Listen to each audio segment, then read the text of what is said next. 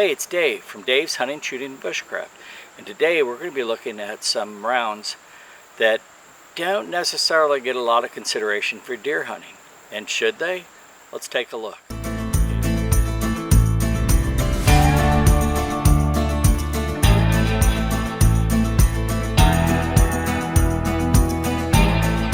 Hey, it's Dave, out here in the range, Lillie, and we're going to spend a little time talking about some, I guess you'd call them potential hunting calibers, deer hunting calibers, or I would say deer hunting calibers that people don't think of very often. At least you don't hear them talked about a whole lot. So I've got 4 to present. 1 is really more of an example, but 3 I think you could give some serious consideration, and I'll talk about why, and we'll go through that, and hopefully you, like me, will learn something through this process. I have a lot of different rifles, and I know my hunting situation here, and you know, it's, for me, often the lightest and shortest barrel is probably going to be the most productive rifle for me, one I can get off the most shots on, because it's deer moving through woods and stuff. So that's also part of consideration. Anyways, we're going to talk about 4 calibers, and I got 4 different firearms to use to, we're going to demonstrate on an example, and we'll walk through that here in just a little bit. But in the meantime, let me spend a little bit of time talking about the caliber. So this one right here, it's kind of like a standard. It's a 30-30 Winchester. And so its ballistics are, at 100 yards, it's got a velocity of a little over 2,000 feet per second. And it has energy of 1,357 foot-pounds. That's at 100 yards. This has been a really popular deer cartridge for years and years and years. Maybe some people still use it today, not as many. But to me, it's kind of like a standard you could compare deer cartridges to. And so that's what this stands as, kind of comparison. And as we go through this, I'll put a chart that shows all the ballistics on each of the rounds. So next to it is 357 meg. The ballistics on this, 158 grain, which is what this is, kind of a heavy bullet. It's got a velocity out of the barrel at 1719 feet per second, and that's an 18-inch barrel. So at a 20-inch barrel, it's going to be a little bit higher. I don't know how much, but it would be a little bit higher. But it's generating 1,036 foot-pounds of energy. Next to it is a 7.62 by 39, and it's 124 grain hollow point. I should say the 357 is a soft point. So this is a hollow point. It's got a velocity of 2175 and an energy of 1292, and that's at 50 yards. Next to it is a 30 carbine, 30 cal carbine, and it's 110 grain, so the bullet's kind of light. It is a soft point. It has a velocity of 1987, so it has a pretty good speed, but its energy is 964. And finally, I put out there, this is a 40 Smith & Wesson, and it's a hollow point. It has a velocity of 1105, and that's out of a 16-inch barrel, which is what we're going to be shooting it out of. And it produces energy of 487 foot-pounds. So the one that's a little bit of an outlier is this 40 Smith & Wesson, and it's there for an example. And the example is that when you look at what to shoot a deer with, there are multiple factors. But just because you have a rifle that shoots the round doesn't mean it could kill a deer. I don't think the 40 Smith & Wesson is a good deer round. I think its energy is too low to be effective. Now, 9mm has 124 grain, and its velocity is 1243, but its energy is only 425, so it's even less than the Smith & Wesson. And again, there's a lot of rifles that shoot a 9mm. I don't think that would make a good deer round as well. But the other 3, I think potentially could. Probably the most controversial is going to be the 30 carbine. There's some experts out there that say 100 yards you need 1,000 foot-pounds of energy to be an effective big game round. Big game being deer, or actually they call them deer medium game. Big game would be elk or moose. I don't know. There's plenty of people out there who say they have shot deer with a 30 cal. I think within 50 yards and within, I think it would be perfectly fine. What puzzles me is how effectively the 30 carbine was in combat up to 300 yards. I don't know, deer hide and body's not that much stronger than the humans, but definitely the 7.62 by 39 and the 357 Meg are well within, you know, the tolerances of energy. They have the velocity. They're not quite, well, actually the 7.62 by 39 is pretty close to the 30-30 Winchester, but the 357 Meg's a little bit less. So yeah, these are not, these four rounds, but it's really three. These 3 rounds, they don't get a lot of discussion as deer hunting rifles. I know, I'm not exactly sure why. 44 Magnum, you hear a lot of people talk about taking their 44 Magnum out and shooting deer. I don't know about 45 Colt. I think it would align more. You could put a heavier bullet in it, but its speed is going to be, its velocity is not going to be a whole lot greater than the 40 Smith & Wesson. So I can't believe its energy is going to be above 1,000 feet, if that is the right standard. I don't know. Anyway, so those are the bullets. So those are the bullets for your consideration.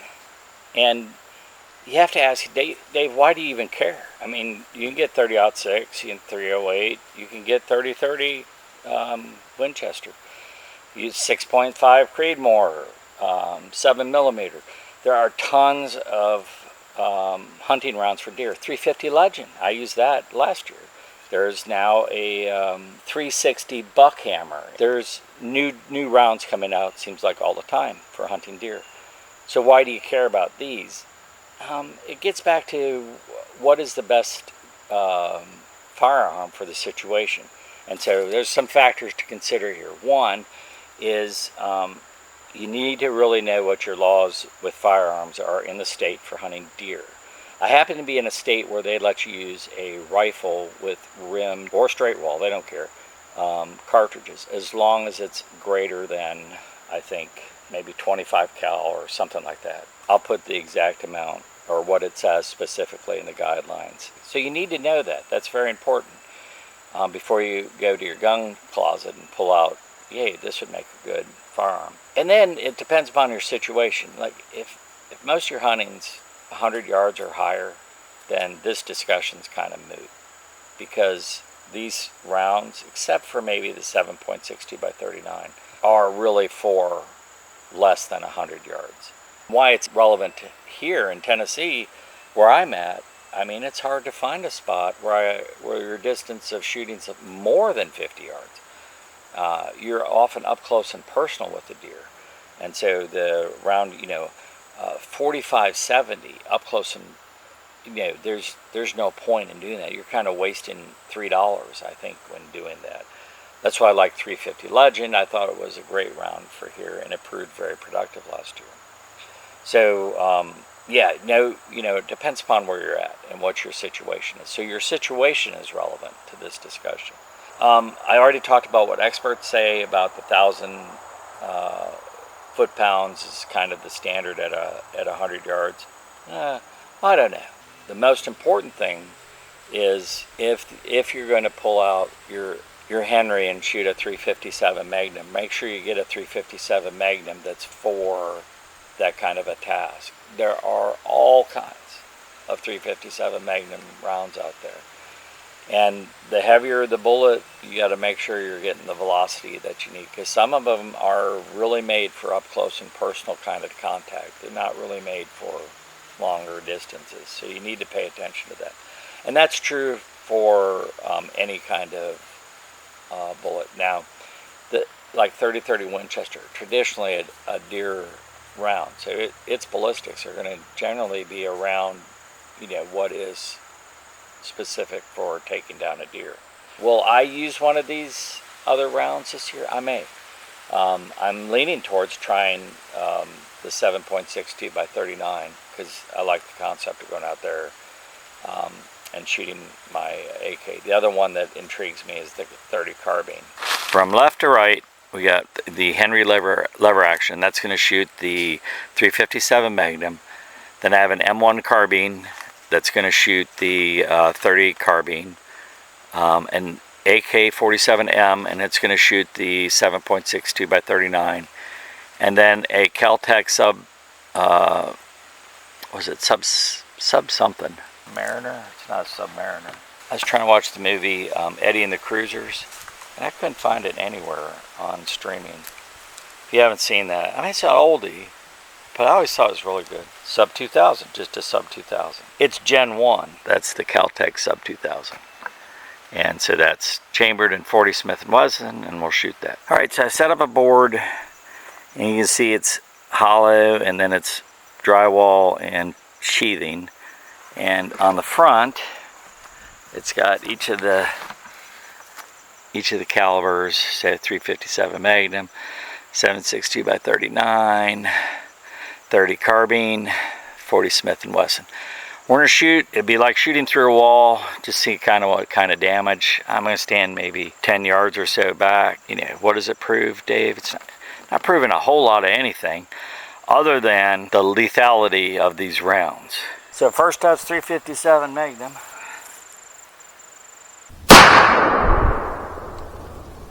This is 7.62 by 39.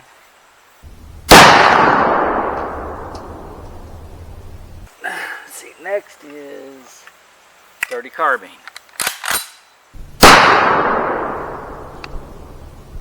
And finally, the 40 Smith & Wesson. This Sub 2000 is a unique kind of firearm. I don't know anything else kind of like it. It's charging handle's way in the back here, and I don't know. Anyways, there we go. Now let's see what we do. So remember the order: 357 Mag, 7.62 by 39, 30 carbine, 40 Smith & Wesson.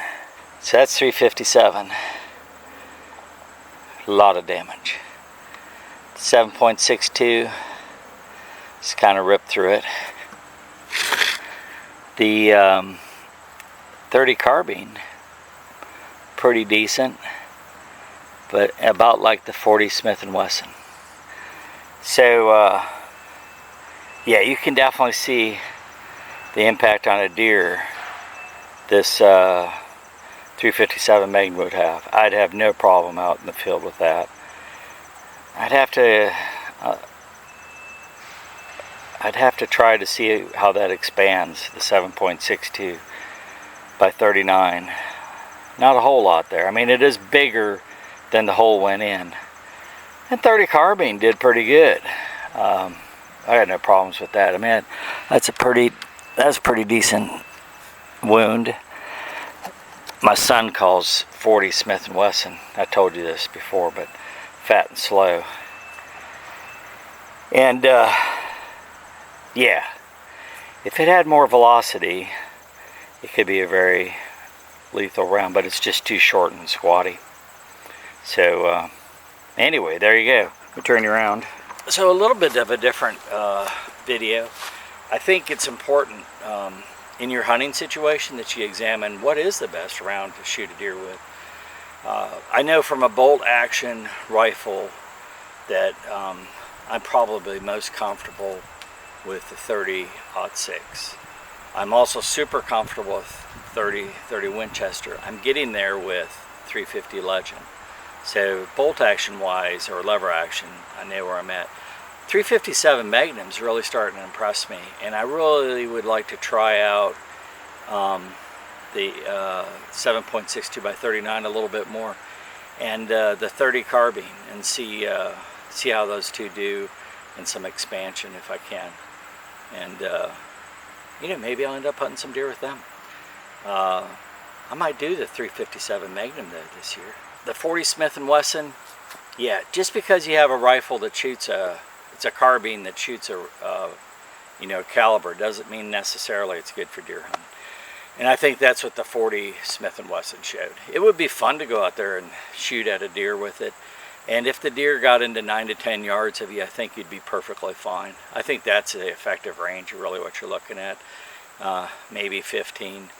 But, you know, a lot of the deer that I shoot, I'm in a tree stand and I probably have 30 yards of clearing. So maybe I'm getting like 35 yards of shot, maybe 40 yards.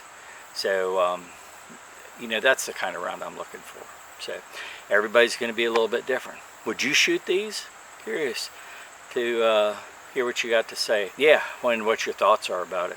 Thanks for watching. Like I always say, make kindness your business. For Dave and Lily, we say out.